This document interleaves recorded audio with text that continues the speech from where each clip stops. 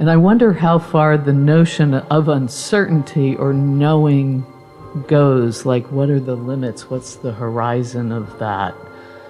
Because there's some sense in which the future hasn't arrived yet in that kind of narrative, and it will all unfold eventually, and then we'll know what we didn't know beforehand.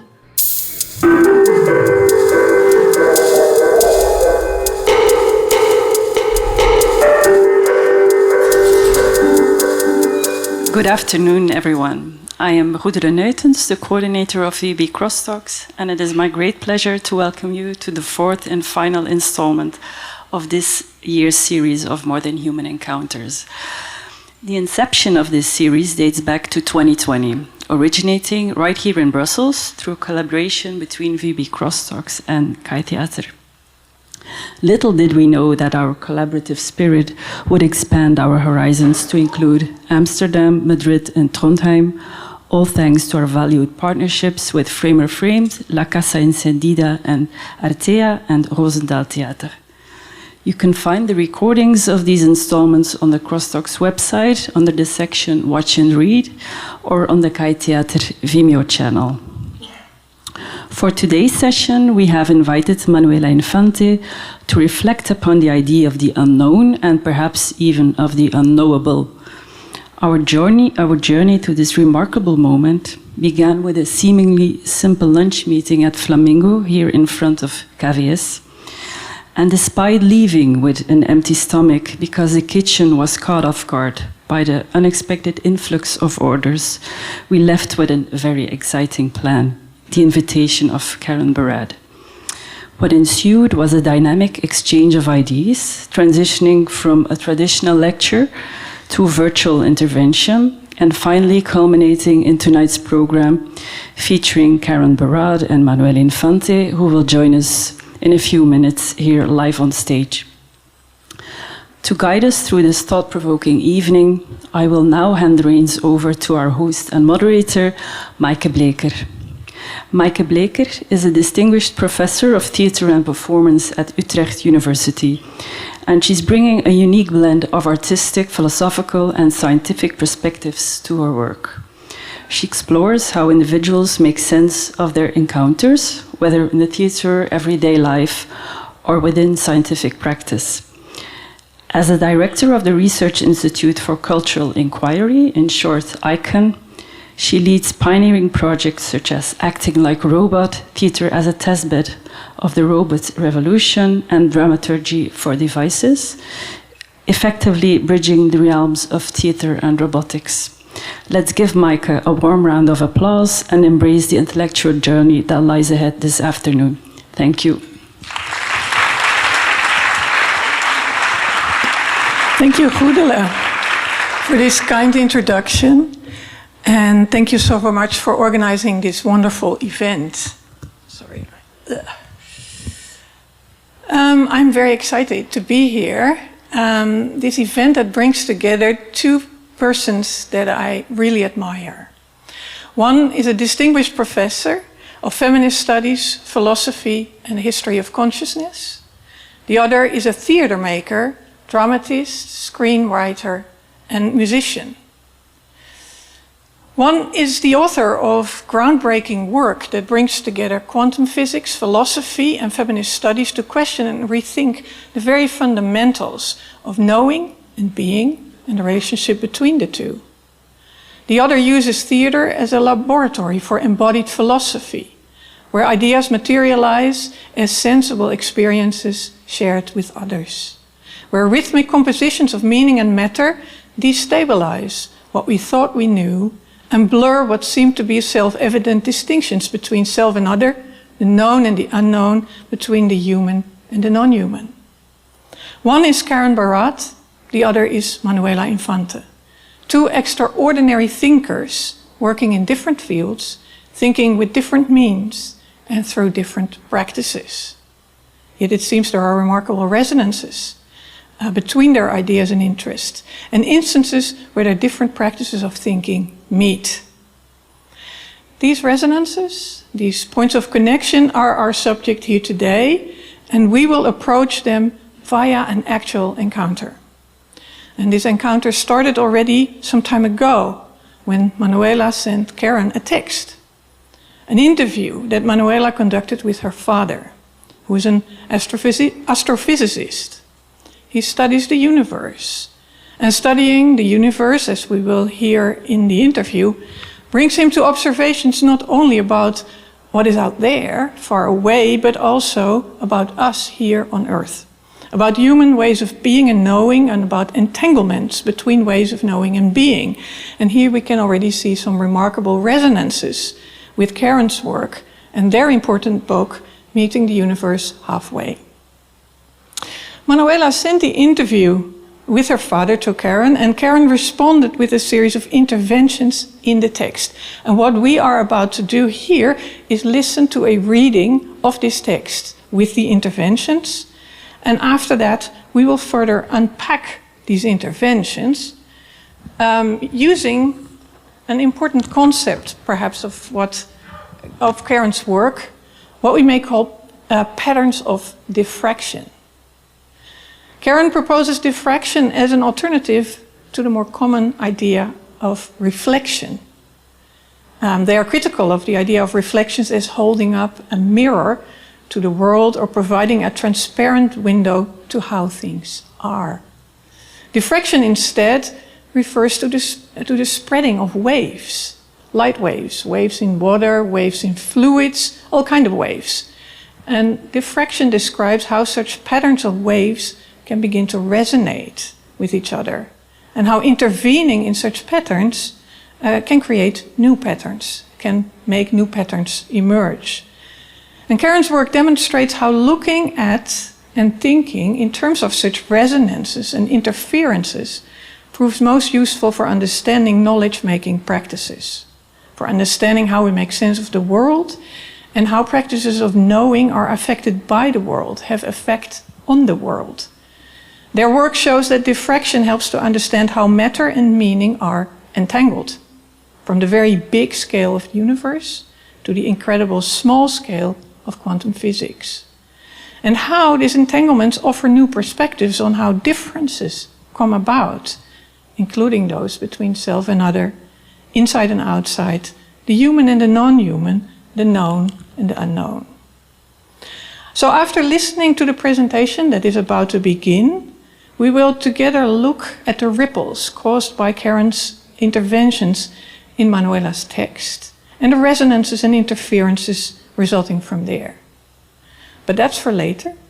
Let's first welcome Karen Barat, Manuela Infante, Andy Dushime, and Diego Noega.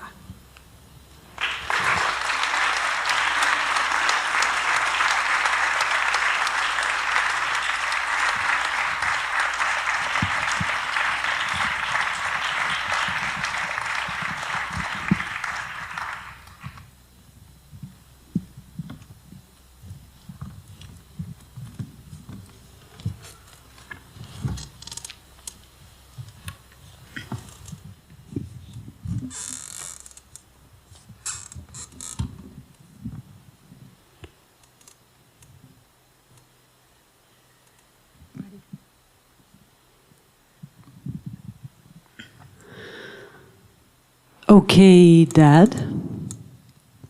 Look, I know that it's not the first time that we talk about this. But tell it to me as if it were the first time. Okay. One can generalize the concept of horizon from the perspective of astrophysics, which is my field. Yeah? But so that it's like really clear in the physical world of ours that has 4 dimensions, what would be the concept of horizon? Yes. That's... You have 3 spatial dimensions and a temporal dimension. So imagine that you are within those dimensions. You work in those 4 dimensions. I work. You mean... Yeah, you work. What if I don't work? Okay, yeah, you inhabit. I inhabit. Okay, it's a territory. A field. A field. You function in a field. Okay. Okay. Okay. So, to what extent can I observe that space, that field, that universe? Observe. See. I see a field. You are in the field. I am in the field I see. We are of the field. When you say to see, Dad, you're not really talking about seeing, right? You mean... You mean... You mean... I mean seeing. To see. Because what is to see? Light reaching from one thing to another. Light from anything reaching you, touching you. Yes. So, to what extent can I see the field? I see the field. I can observe it up to the point where I can detect even the most distant signals, right? Right. And the signals that are transmitted travel at finite speed. Yeah, the speed of light.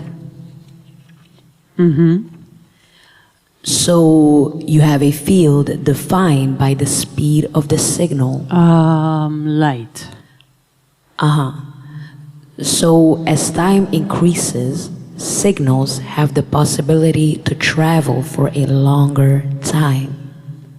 Further than, further away in space? Further away. Further away. Always. Further away. Yes. The limit of that space expands, and that border is what is called the horizon. Always. Do you understand? Further away. Further away.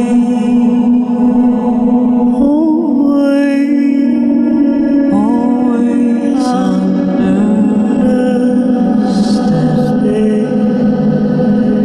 Further away. Always understand.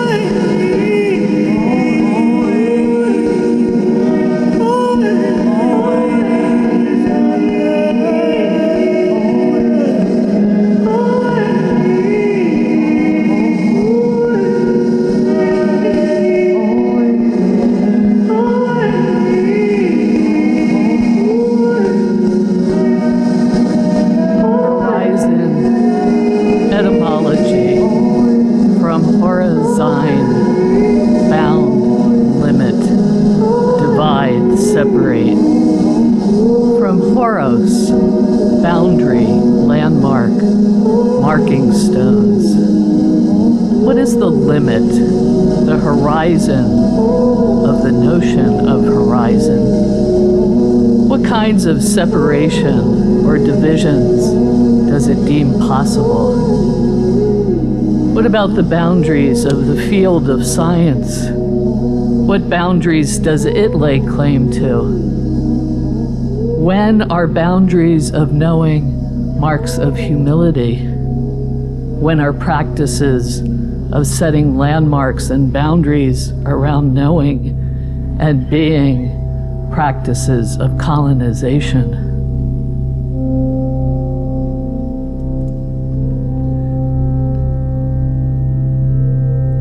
Look, open that curtain for a second. Just like that horizon that I am seeing in the sea. Let's see, like for example, right here, the sea. There, you see the end of the water where the boats are. Do you see? The sea is just up to where I can see, that's it. That straight line that exists there in the sea is as far as I can see. And why at sea? Because the earth is round, it's a sphere, and I cannot see further because I simply run out of, let's say, signal. The signal that I am receiving of that place, the light coming from that place can't come from beyond because it is simply out of my reach. From then on, it's dark to me.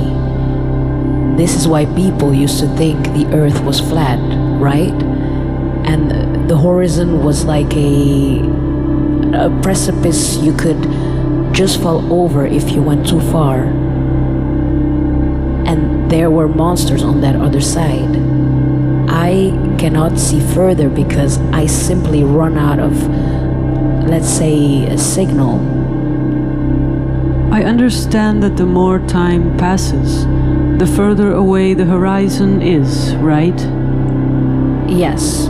Well, it's always the same distance from Us, yes.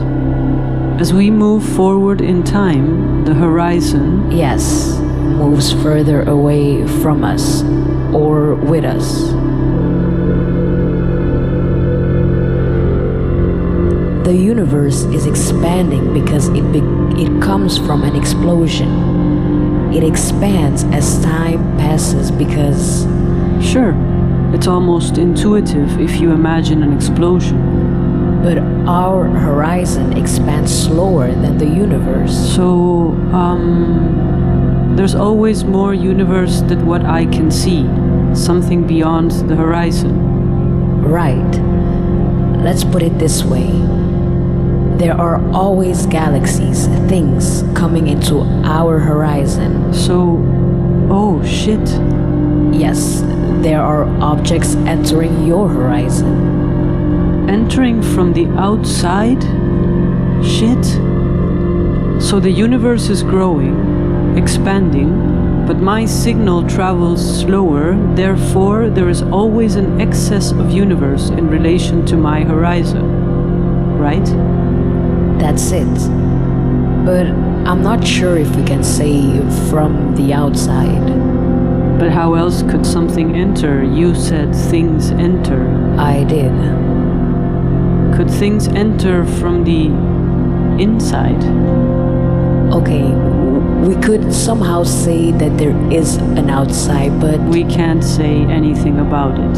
not without lying. So it's there, but not there. It's there. One thing is to be aware. A very different one is to have certainties.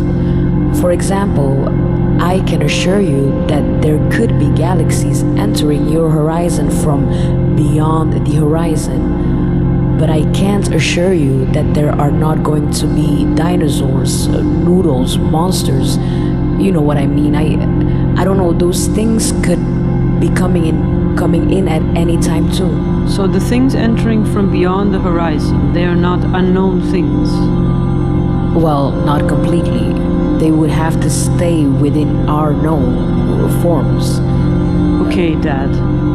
The horizon is moving further all the time, so that things from the outside are entering the field inside of our horizon. Well, it's a bit unrigorous to say things that were outside. I can say that Why not? because it is outside my horizon. I can't talk about what is outside my horizon. Right. Can't talk. Nope. Okay, so our tendency is to think, well, what is beyond that horizon? Or that is the question we ask ourselves. Yes. And if you are rigorous, physically speaking, that is a question that makes no sense because it is outside of your horizon of observation. Yeah, okay, I know, but Only what is within your horizon, your physical horizon, makes physical sense. so things can enter from the inside. They can actually only enter from the inside.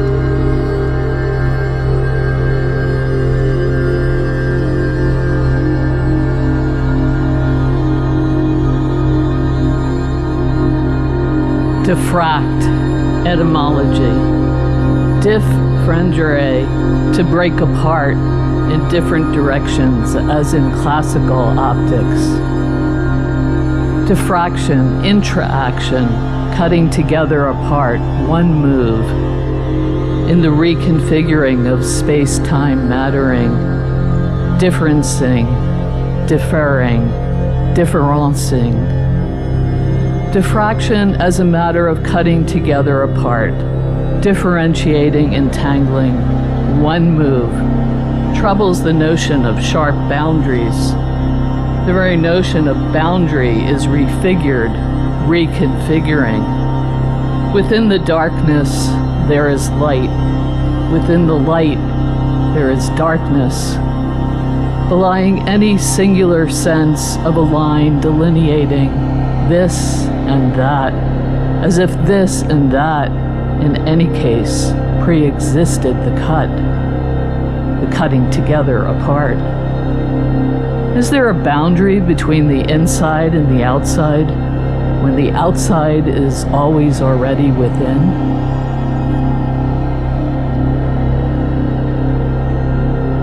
It's the same thing with the Big Bang.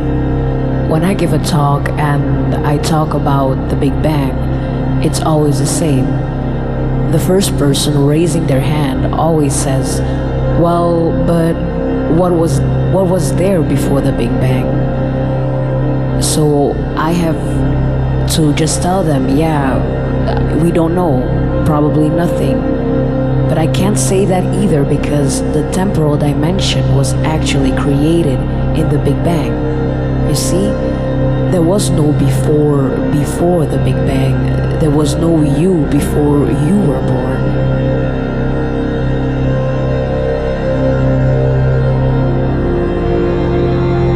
Okay, the idea is this. We have certain constants that fit exactly in this universe, not in another one. Constants, yes. Let's say, I don't know, the gravitational constant. Yeah. Then you can imagine a system with different constants, okay? What if one of them had been just a little bit different? Yeah. Like a world upside down, maybe. We could be surrounded by other universes that we don't see, universes that have other constants. Oh, but they're not far away, you mean? They could be, oh shit, right here. They are right here, but we have no contact with them because we are not able to interact with those universes. They are other fields bounded by other constants. Right. The point is, the horizon is not just something that is there far away in space, but that is here inside. It could be nearby. It's everywhere. It's just when and where you can't receive a signal anymore. Where you can't understand the signals anymore. When things become unknowable, yes. Things can enter from the inside. Because there is an unknown right here. There's a horizon out there or right here. Just because something is out of reach doesn't mean it's beyond what we can be touched by. Even if we can't detect a photon coming from outside the light cone or event horizon, what of the photons, the virtual photons, that are always already right here, that are of the nothingness and hence of everything? These virtual photons constitute what it is to be touched. Perhaps we think the unknown is scary because there may be monsters around the corner just out of sight, but maybe not out of reach of us. But if we take in the fact that the monsters always already inhabit us, that they are constitutively of us, perhaps then we can face a greater fear, a fear of indeterminacy, the indeterminacy of being, non-being, that not only is in our face, but makes up the very materiality of our being. What if we can't avoid the other? No evacuating the void that lives within, but perhaps therein lies freedom? Maybe that's what scares us the most.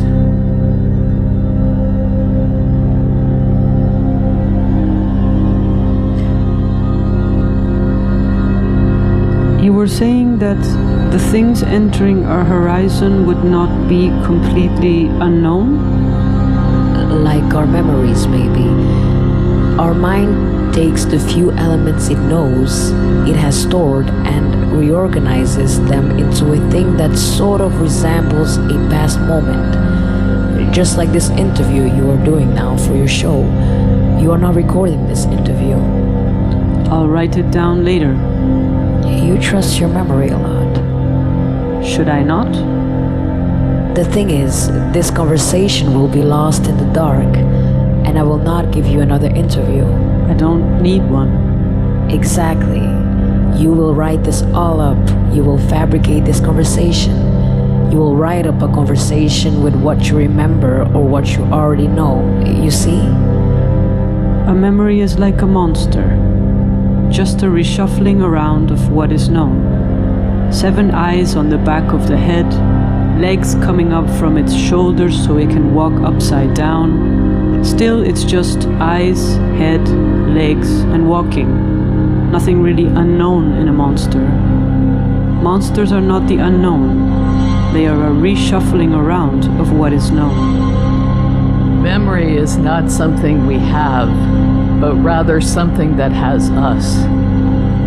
Memory is a field. It is a dynamism of reconfiguring, remembering.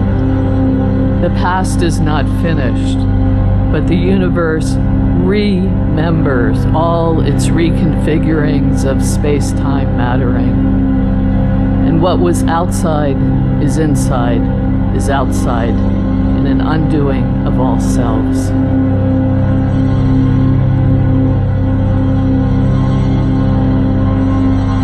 We are afraid of the unknown. So we create monsters to feel that we can somehow touch the unknown. But the unknown remains untouched, always. The horizon moves. The outside becomes the inside.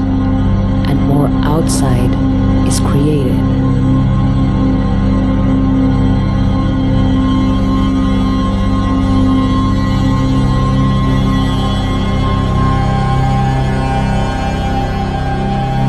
Monsters are in the field.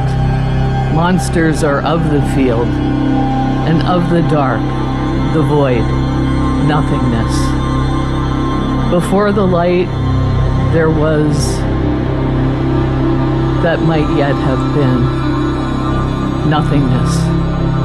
Nothingness that cannot be avoided, evacuated of the indeterminate play of nothingness, evacuated of monsters, of hauntings that inhabit nothing and everything. Nothingness inhabits everything. Monsters inhabit the sea, the void, the darkness. They are in, or rather of, the fields of hauntings. Monsters are not only there in the field of nothingness, nothingness is within. The other is always already inside. Alterity, monstrosity, is constitutive of what matter is, of what matters, of what comes to matter. Monstrosity is always already within, not merely out in some field. There is no way to excommunicate all monsters, no way to avoid them. Monstrosity is not simply out there, but inside all beings. What if the other is always already inside, haunting the boundaries between inside and outside? Is there a boundary between the inside and the outside when the outside is always already within?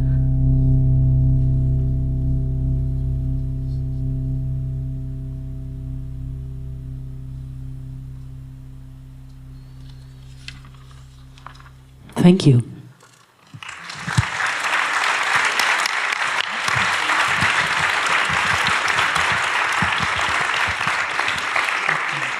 I just want to, before they run away, introduce Andy Dushime.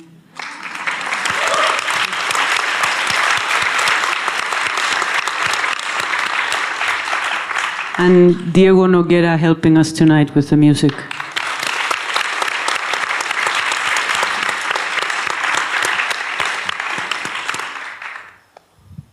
Thank you. Thank you so much. That was amazing. And we will now take some time to think and talk further about what was happening here, what was brought about, the ideas, the thinking that was brought about here, the thoughts evoked, ideas brought up. And we hope that at a later moment, some of you will also join us in the conversation with responses and questions, but we'll start here.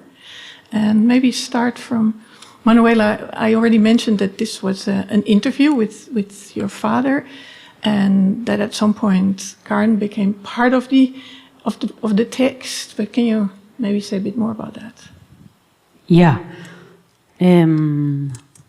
First, hi, good night. Thank you all for being here. Thank you for being here. Thank you for being here. So this interview originates from a shared fascination that I have with my father about the unknown. My father's an astrophysicist. That's right, that's how you say it. And I'm a theater maker.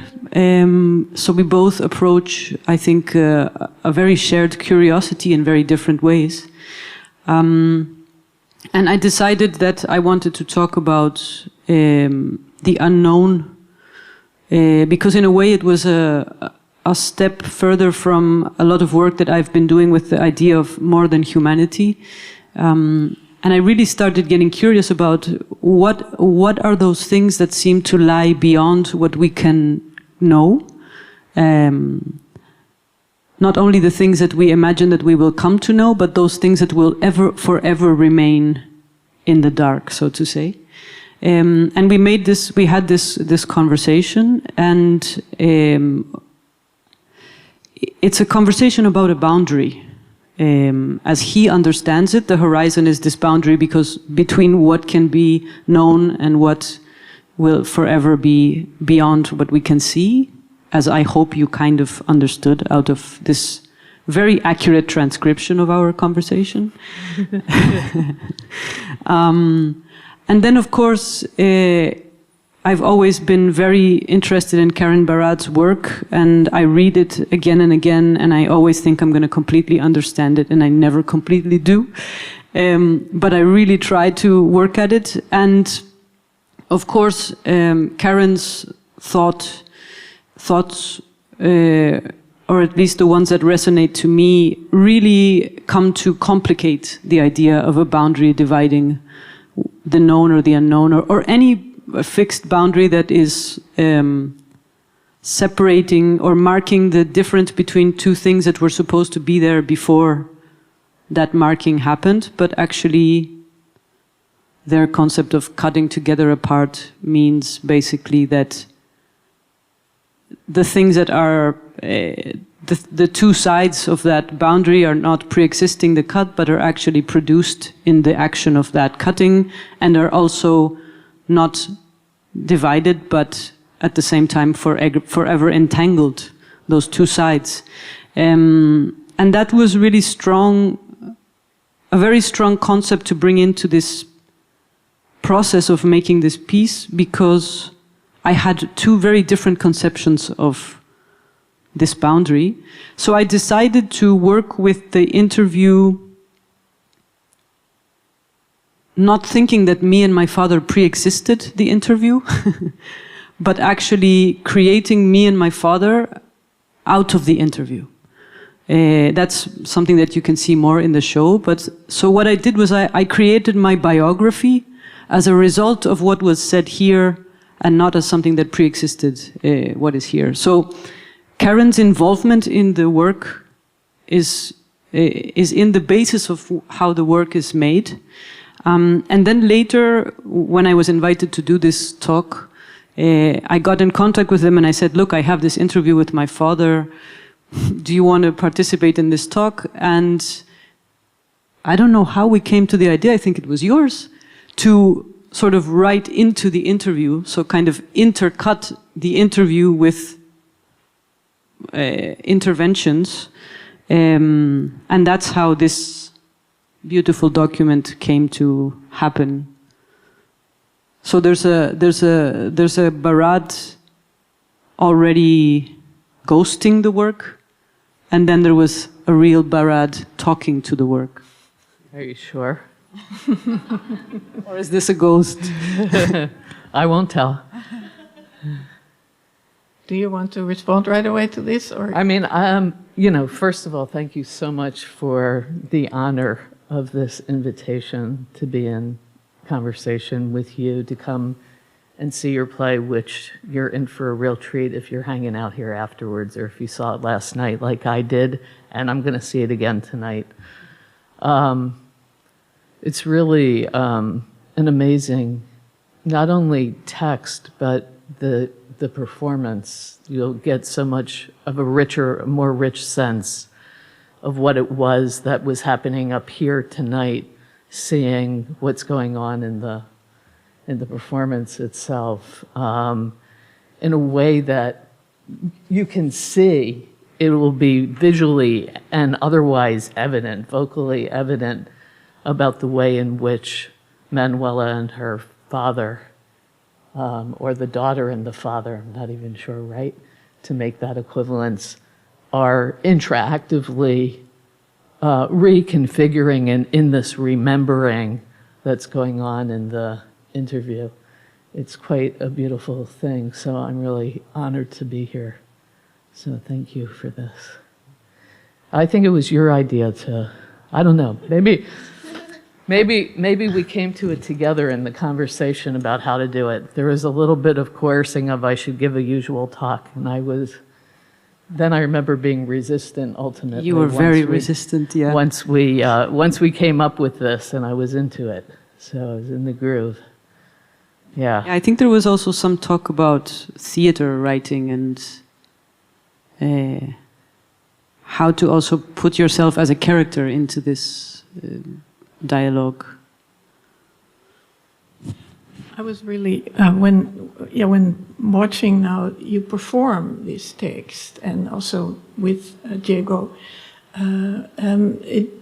there was something that was really striking for me, how the materiality of the sound and the rhythms of the performance, the manipulations of the sound effects, and how this all affected my readings and interpretations, and how it started to open up in new ways. And I wondered, Karen, if how it was for you to perform the text and to perform your own texts also.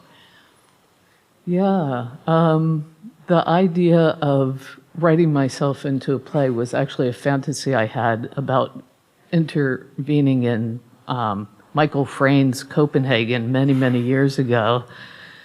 So, but I said to Manuela, when it came down to it, I was like, get some actor to do my part.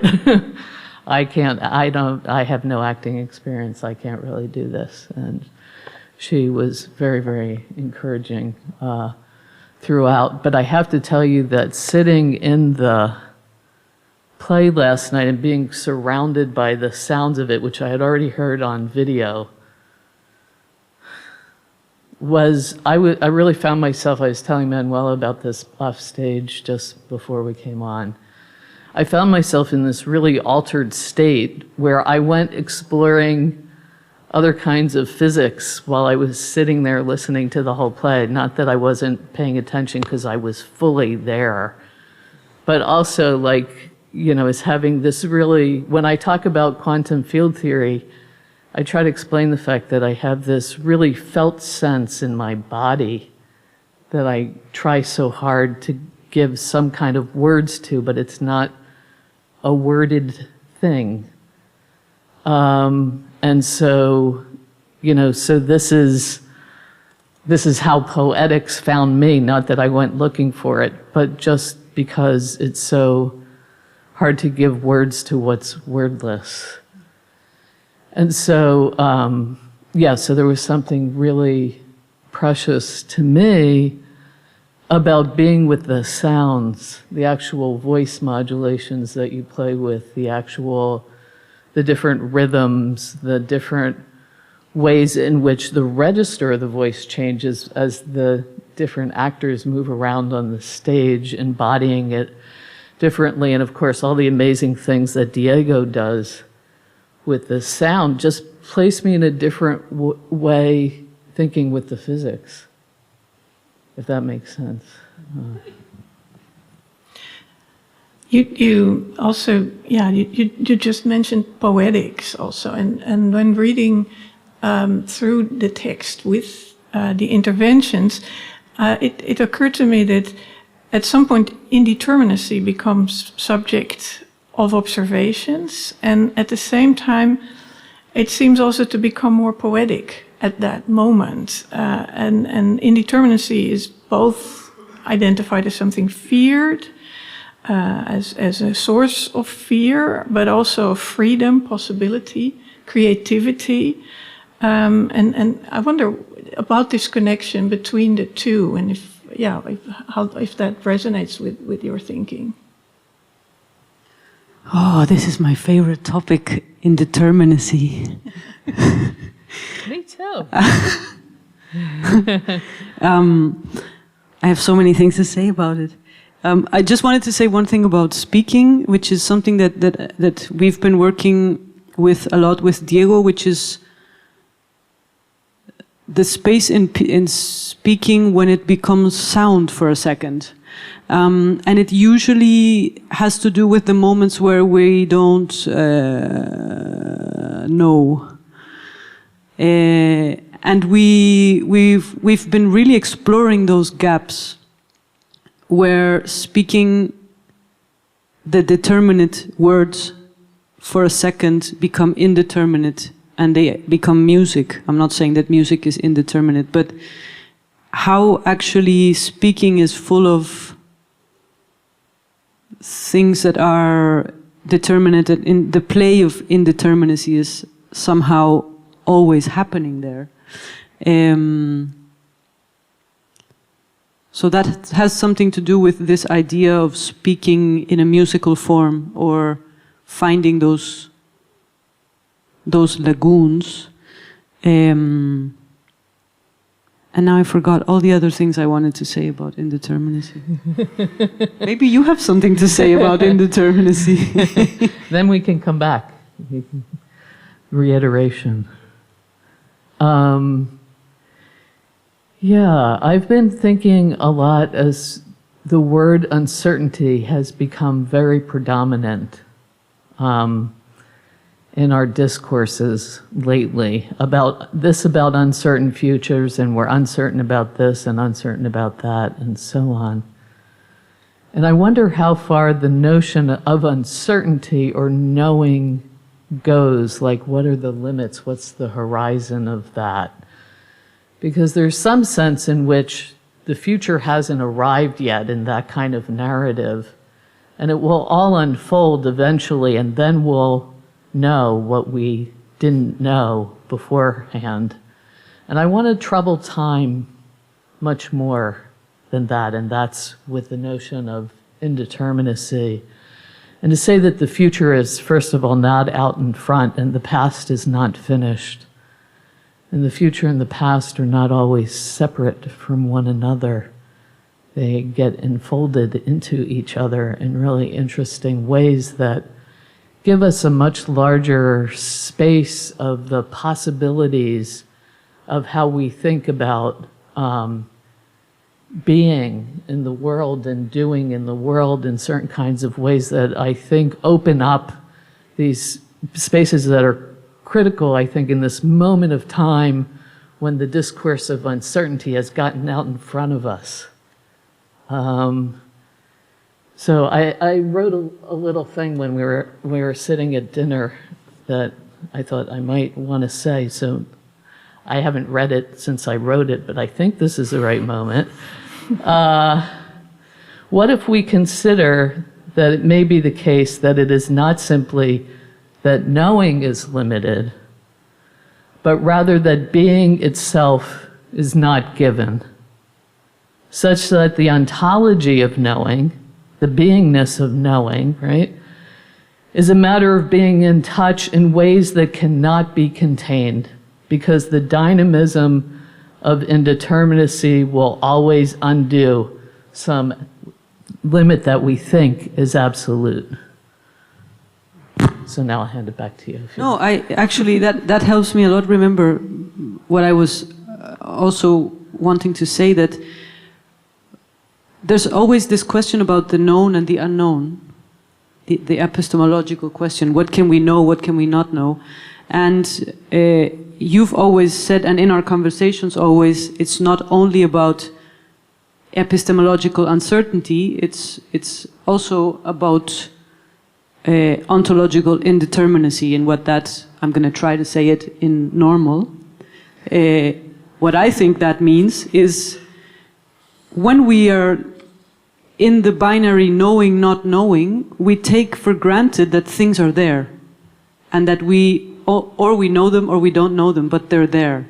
And we never question the fact that things can be not there and there at the same time. So, and that,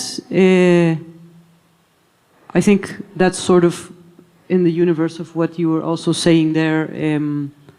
So when talking about the unknown, it's also interesting to think maybe it's not only that things are unknown, but that things are not stable in being what they are. Not only that we don't know them, because thinking that it's about the known and the unknown really implies a world that is already there. It's already set. It will remain the same. And we will come to know it or we won't come to know it.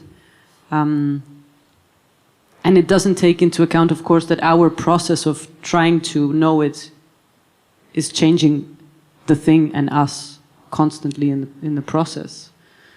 Yeah. It seems that how you were just responding also, for me, really, again, demonstrates how much the thinking of the two of you is parallel or resonates in many ways. And I was really so taken by these interventions that you presented on such important topics in both of your work, horizons, the outside cutting and the inside versus the outside, the unknowing, monsters, nothingness. And I wonder, Manuela, when you received all these interventions in your interview writing, can you remember things that really stand out for you, as that also triggered you to move a next step, or that maybe also informed what you were going to do with the text in the next step? I mean, I think the biggest thing that happened was that they gave me the permission, as I said, to create me and my father out of the interview. And not take me and my father as things that were there beforehand.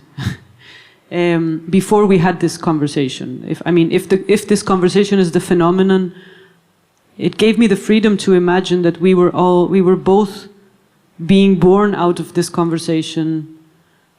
Also because daughter and father are very strong dichotomical concepts, and also scientist and artist, you know. He's the father scientist and I'm the daughter artist. That's like the strongest binary that, I don't know, it's a pretty tough one. And just what's fascinating about Karen's idea of cutting together apart, and that what you separate is actually what you're entangling, is that we were completely entangled in that supposed divide, and we were constantly also remaking each other during this conversation. So I think, to me,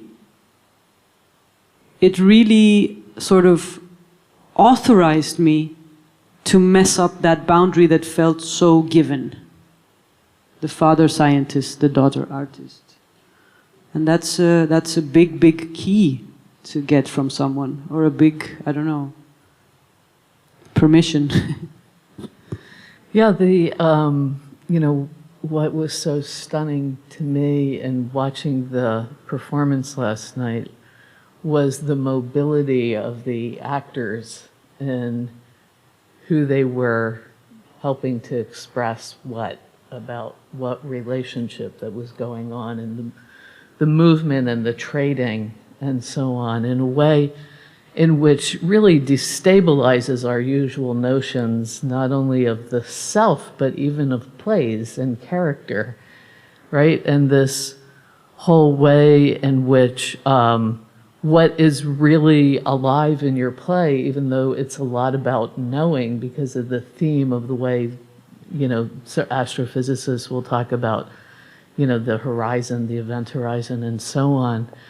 What's really evident is you do have this play of indeterminacy of who is whom and who is what and who inhabits whom when, and all of these different kinds of things that are going on, so that there really is this way in which the virtual is always already with any kind of notion of the self, both consolidating it and disrupting it simultaneously.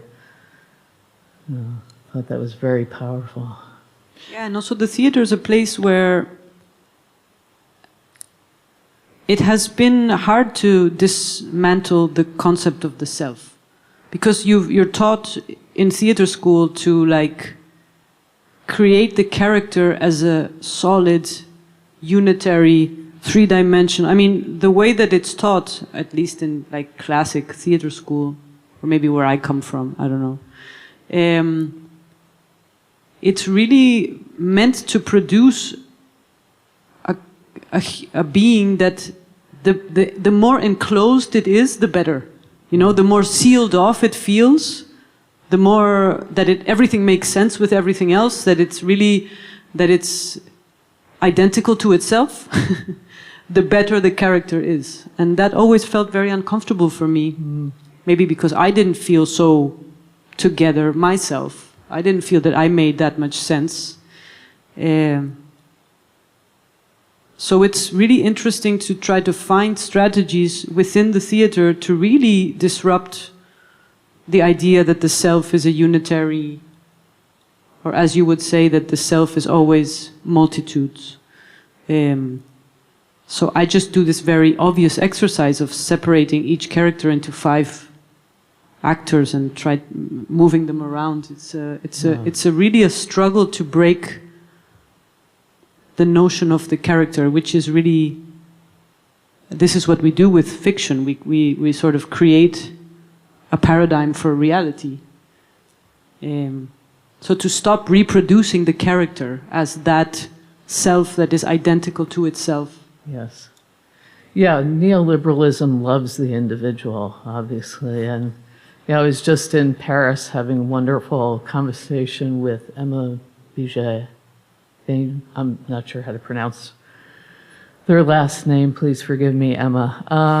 But we were talking with another person there about questions of grief, which is, I think, really overwhelming for all of us. And the ways in which it spills over the individual. There's something so outrageous about grief in that it can't be contained by the self or the body. It's a kind of undoing even of the body itself. And, you know, the kinds of ways in which this kind of excess is supposed to be contained. And so we hold inside so much grief. We don't give time within capitalist systems for grieving, you know, and all of these kinds of ways in which then we also, in that doing, in that making of the individual self, also, you know, make for categories of the ungrievable, point that Judith Butler has made. So, yeah, so I think this undoing of the self is so fantastically important politically.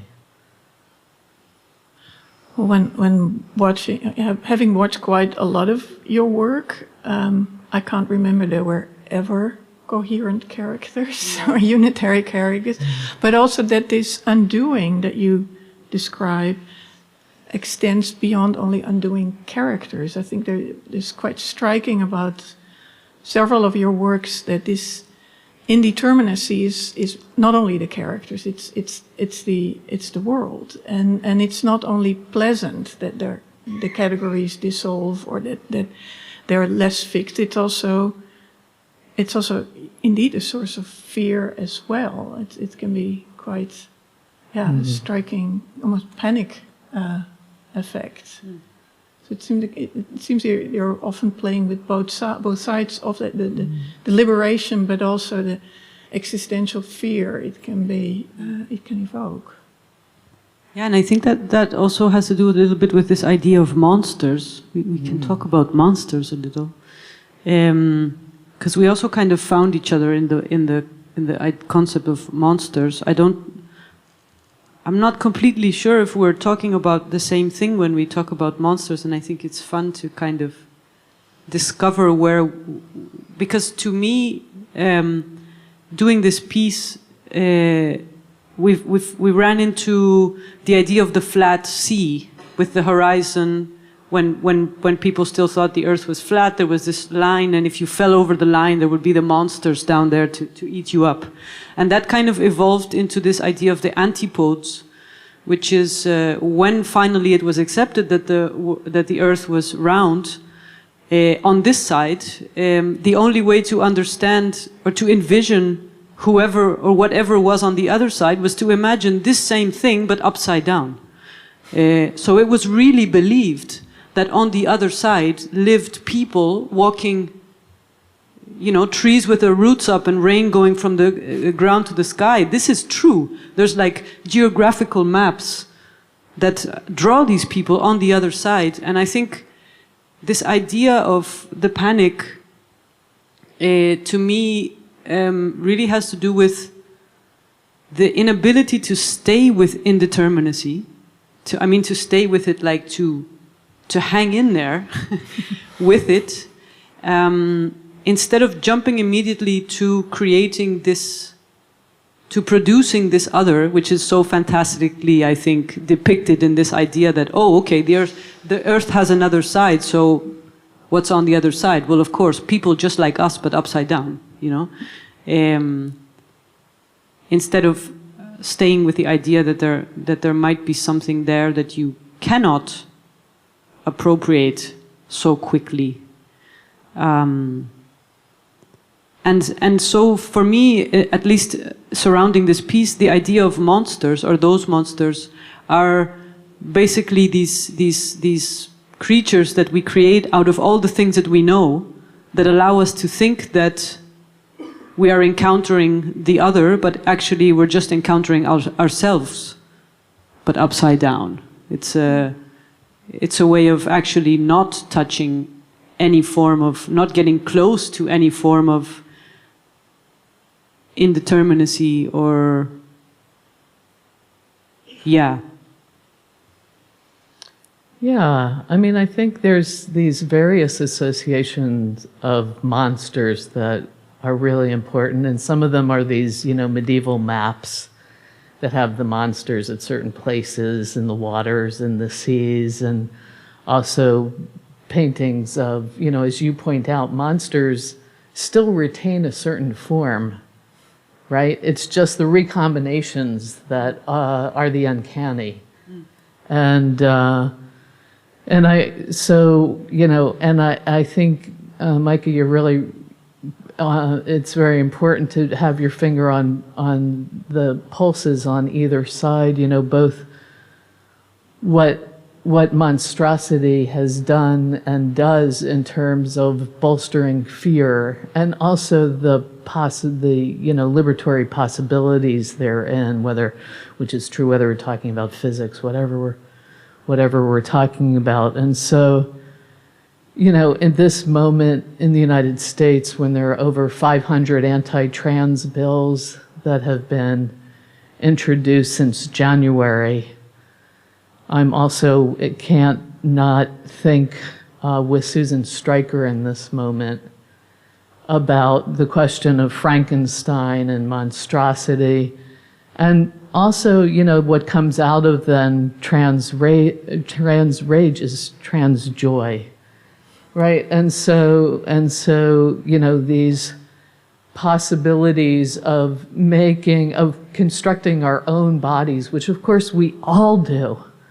We all do, and we all do gender-affirming practices, all of us, right?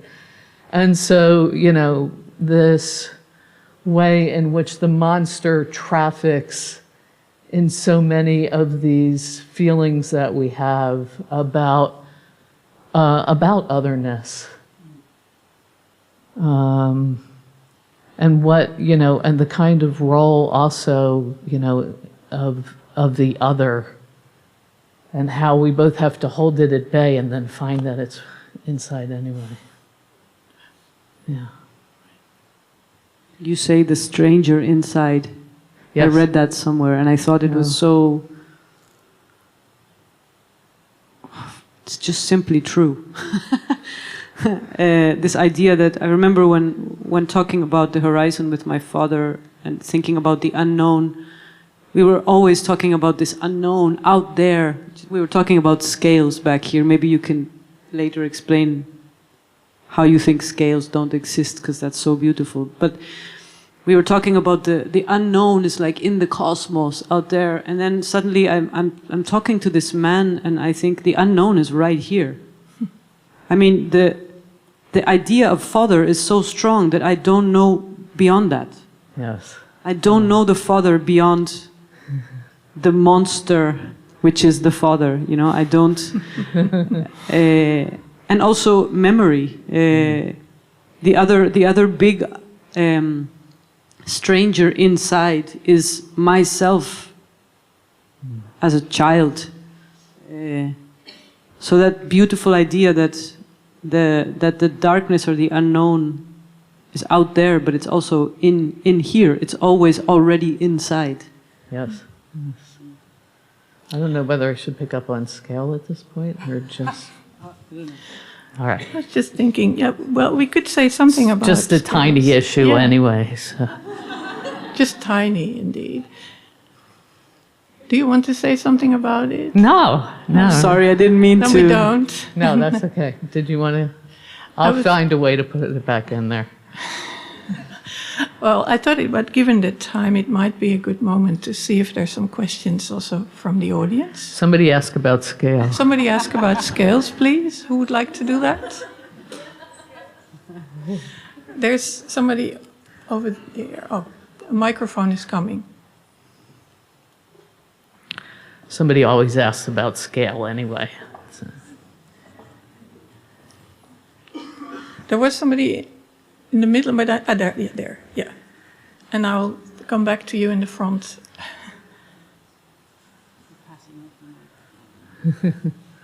It's not about scale directly. As I was listening to the reading, there was this notion of origin that was coming back as a bit the flip or the antipode to the horizon, or how the horizon is to space, what maybe the origin is to time, or how the origin is forward, what the origin is to the backward. And also in terms of monstrosity, like one of the way of defining the monstrous is precisely this displacement of origins. And yeah, so I was wondering, in your respective works or common conversation, how, if you, yeah, on, like, okay, let's put it in a question. What would be the potency or the pitfalls of indeterminacy of origin? That's me.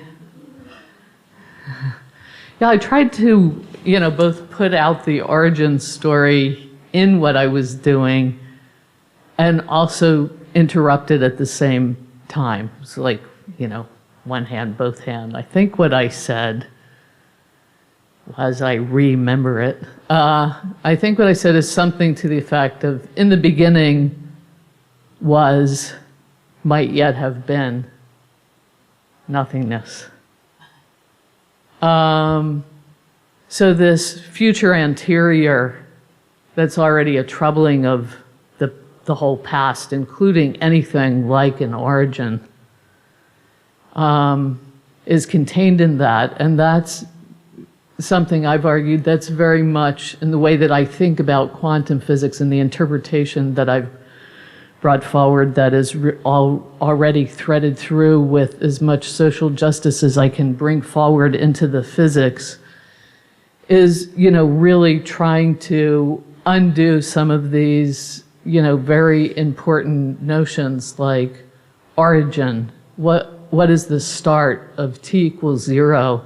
This is part of the worry that I have about uncertainty as well, the uncertain future that's out in front of us, is the flip side, the mirror image, right, of some origin story that we allegedly have about where everything began, as if there's one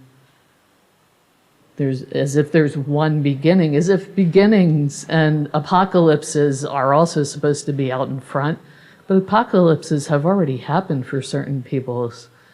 Many, many apocalypses that people have survived. And so I really want to trouble this whole story, this whole narrative about time having an origin and going tick-tock, tick-tock, tick-tock, tick-tock, and one moment replacing the next in a certain kind of sequentiality, which my kin in physics leave in place for the most part. Even doing special relativity or general relativity, time might be different according to different observers, but it still has the sequentiality there.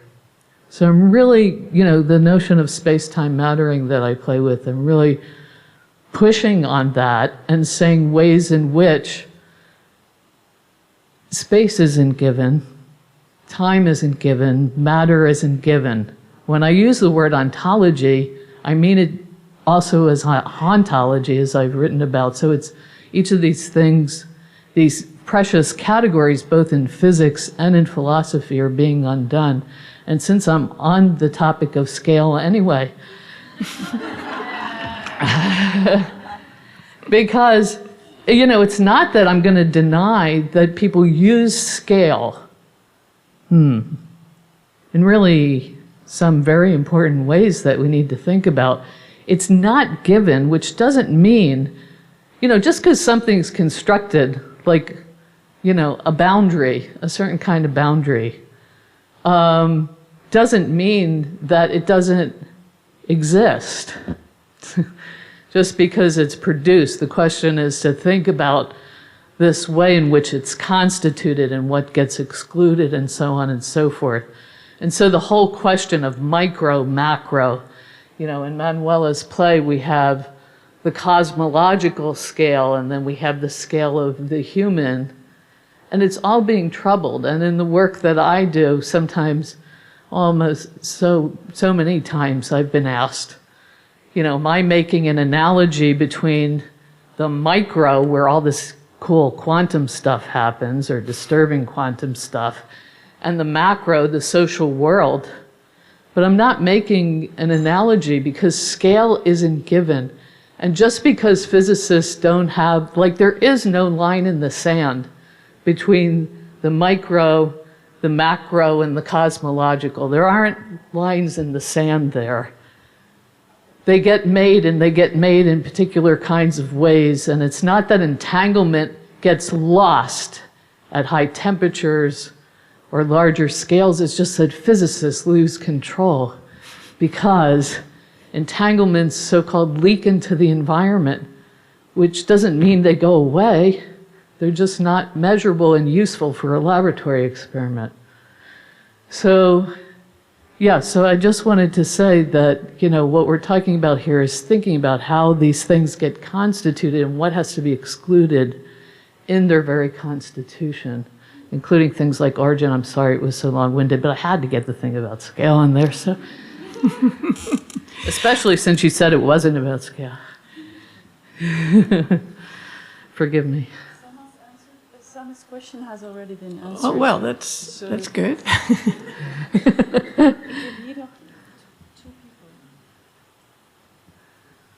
So thank you for the presentation, the talk, and the performance of your texts. I have one question for Karen Barat. I'm actually in this discussion with someone about maybe the tone of your work. Because when I read it, for example, I really feel joy. It's like a song to me when I read your work. I really feel in harmony. So I wonder if you would consider your work to be hopeful in a way or not. Hope is one of those words that it's hard to assume that we know what we mean by it, right? It can be very, very, very loaded and has a lot of theological resonances as well, inevitably. I would say, I try to talk about the ways in which, in being a physicist, I have a responsibility to deal with the violences that are inside of these very equations and to show how they're there and then to disrupt them. So I'm trying to hold, and talking about nuclear colonialisms, which I've been trying to do, bring forward more and more, because it never went away. It's never the old dusty stuff. There are nuclear threats and nuclearity, and the fact that the Cold War was the bombing, setting off over 2,000 nuclear weapons, mostly on indigenous lands, but we only count two bombs that we've ever exploded. So, there's this incredible heaviness of all of that responsibility and taking account of how, therefore, militarism and colonialism and racism and so on are down all the way into the equations of the physics, but also to show that inside those same equations are liberatory possibilities. And that's maybe, I would say that there's a certain joyfulness that, I'm not sure about hope, but there's a certain joyfulness that I try to get in touch with for myself in trying to do that kind of work, but to show also how indeterminacy has this, infinity of possibilities. And possibilities are always already material. They don't have to be actualized, they are actual. And so that to me is important, an important element. They have to, it's kind of like what Micah was saying, to have the two go together. I think there was another question over there. Yeah. I don't have a question, but I just relate to your question because when I hear from you ask about like, is it hopeful or not? So I was analyzing the basic logic behind the question. So it's based on mathematics, which means like the possibility will divide it into 50% possible. I mean, hopeful and 50% of maybe not hopeful. So I was thinking. So I was thinking maybe linguistically we could find a way of how we ask question and what is foundation of the way that we think. I mean, we of course we use language, but what is foundation of our language? And by asking questions. But Karen already answered the question. I mean, by asking the question, how do we evoke possibilities in a way? So that's how I relate to your question. And then I have something to share. So I was born in China, and I came to Europe for 10 years. So my background is Buddhism and Taoism. Through the talking about boundary, it reminds me one of sentence. It said, sorry, I'm a little bit nervous. In Taoism, it said, 全性保真, 不以物类其形. It says we try our best to keep real. How to say that? So we naturally have a nature. The reality of ourselves is maintained by this nature. And the second chapter of the question of the sentence saying like 物以物类其形, do not disturb our real reality or real shape by the physical reality that we try to define. So which means by understanding this Taoism perspective, I already know that because Taoism is about being real. They talk about being real. So I already know that there's no boundary. And, sorry, I'm nervous. About known and unknown, I start again to see the linguistic structure. So when we talk about known, so we only can know things, know as a verb. So we already define the things known as a noun. So somehow it's based on our sense. So the action as a verb, and then the being known as a noun. And then I go back to Taoism again. So Lao Tzu said, if we want to know the unknown, we have to unknow. Thank you. Yeah. I think I'm nervous. No, thank you very much. Yeah, I think. So can I just comment on that real quickly? I'll try to be more quick in my responses. But thank you for that. And I would. I think that grammar is so important in how we philosophize. The fact that we have a noun-verb structure really, is a starting point for Western epistemology in a certain way that you were pointing out, right? And that part of what is necessary in trying to do this, and why I found myself doing poetics, even though that wasn't the point, or wasn't an intention, not that it wasn't the point, but wasn't an intention, is because the grammar has to break. And these moments of breaking the grammar is breaking a certain logics. And I think that's what you were trying to illustrate. So thank you for sharing. Yeah, I just want to add something really small to that. Now that you say that, I understand, because there's a lot of poetry in your writing. That's what I want to say.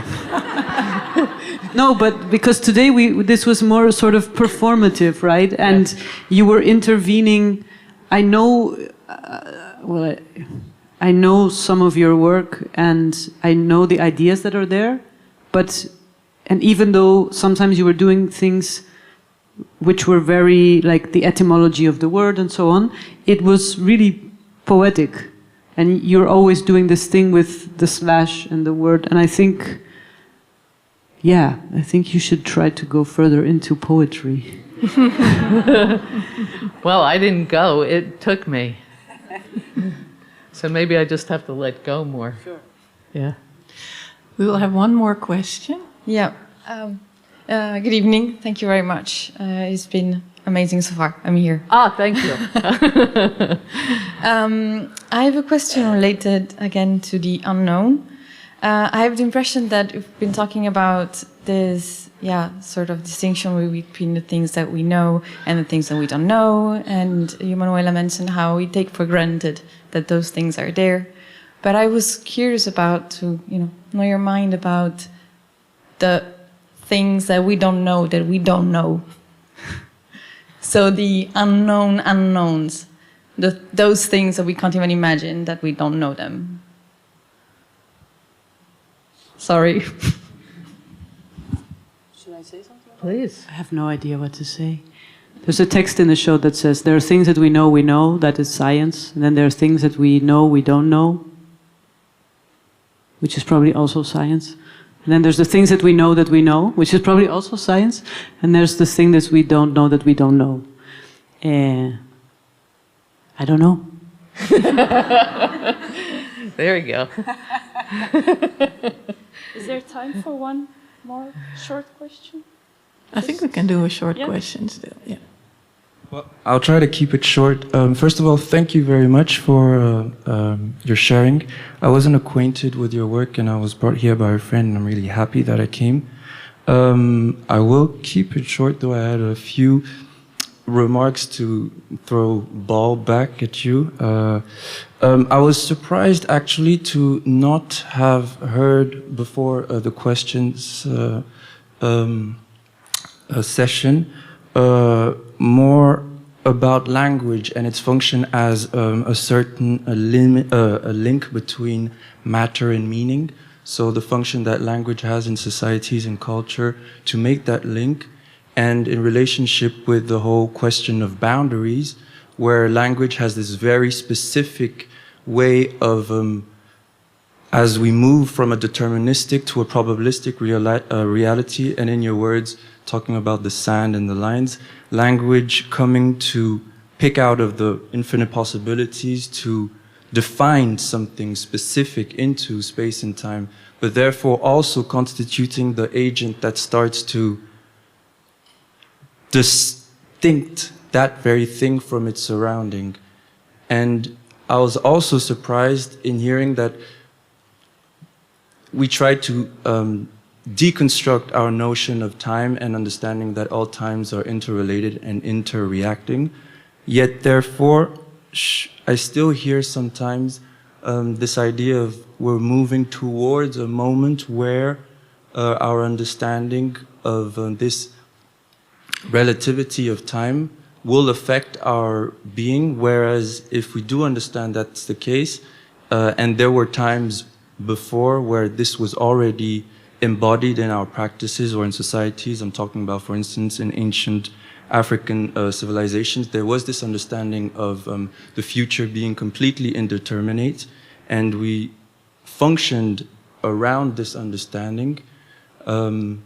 Yeah, so it's not really a question, but then I was wondering how the function or the understanding of language comes into your work, because I'm also not acquainted with your writing, so maybe it's... And if I may, just to drop this one also before, the question of death as being the ultimate boundary and the ultimate striking of human fear also. I was wondering what you had to say about that. Thank you. That is a lot, actually, but thank you very much for it.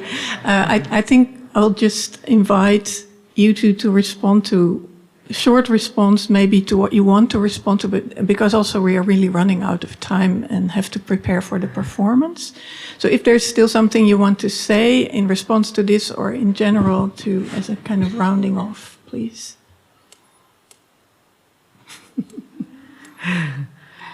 So much to say to what you just shared with us.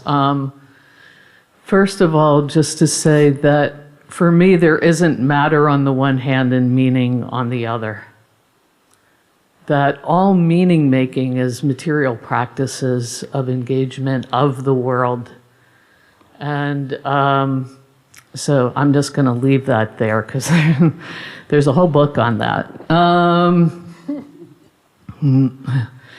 You know, the question of whether what is the relationship between certain claims of quantum physics which open up certain possibilities of thinking anew, but not necessarily people doing things exactly in the way in which, I'm trying to put forward my own interpretation of quantum physics that pays attention to the details of the physics, but really tries to break it open from certain classical ways of thinking with thinking quantum mechanics. Why does that have a certain kind of resonance with indigenous ontoepistemologies? I think is a really, that's how I take what you were pointing to, I think is a really crucial question. And I think, trying to take that on, and the talk that I just gave in Paris actually engaged with this vis-a-vis nuclear colonialisms and thinking with Diné ontoepistemologies, because I think it's so important to take these in their specificities and not to move too quickly to say that they're the same, but to appreciate their differences as well. But to think about, why do these things like, Taoism and certain kinds of indigenous ways of thinking have a certain resonance when you start breaking open Western ways of thinking? I think that's a really important question to be sitting with. And again, I hope that those conversations can happen not too fast, but to really, really slow down and to think about the specificities rather than, and I'm not saying you were doing this, but I think there's a, worry a little bit about a tendency to want to say there are indigenous ontoepistemologies and stick them as one big ball,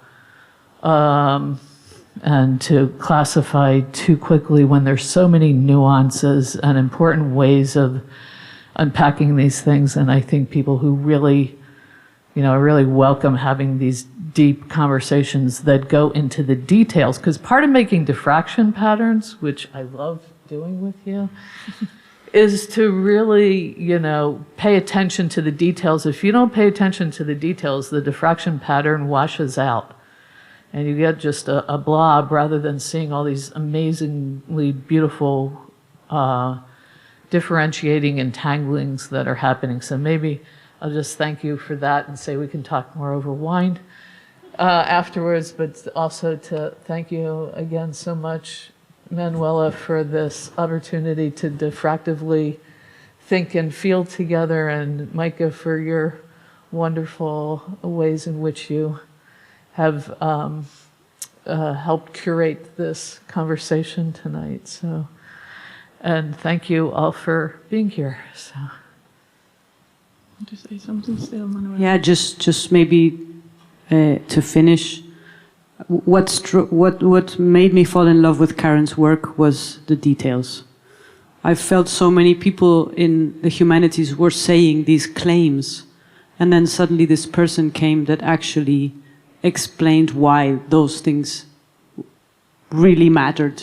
And it was like, the details. So thank you for that in the big picture. Thank you both for this wonderful conversation and this wonderful moment together here. And thank you all for attending.